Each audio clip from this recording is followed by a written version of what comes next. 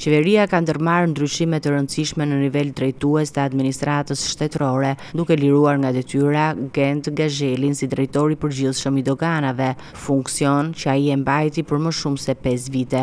Me vendim të Këshillit Ministrave, Gazhelit i është besuar një detyrë e re, ajo e zëvendësministrit mjedisit. Gjatë karrierës së tij, Gent Gazheli ka mbajtur një sër postesh të rëndësishme në administratën publike dhe diplomaci. Pas vitit 2013, atij janë besuar funksione kyçe si drejtori i drejtorisë së përgjithshme për parandalimin e pastrimit të parave në Ministrinë e Financave, ambasadori i Shqipërisë në Turqi, administrator i kompanisë shtetërore Alpetrol, si dhe drejtuesi i doganave shqiptare përpara se të kalonte në strukturat e Ministrisë Mjedisit. Ndryshimet janë bërë edhe në krye të doganave, ku Këshilli i Ministrave ka emëruar Besmir Bejën si drejtor të përgjithshëm. Beja që prej gushtit të vitit 2024 ka mbajtur postin e sekretarit përgjithshëm të Ministrisë së Financave, ndërsa më herët ka qenë pjesë e institucioneve të tjera të rëndësishme shtetërore, përfshirë Ministrinë e Brendshme. Në kuadër të këtyre lëvizjeve, qeveria vendosi që vendin e Bejës në Ministrinë e Financave ta marrë Gentian Kerry, i cili u emërua sekretari i përgjithshëm i këtij institucioni.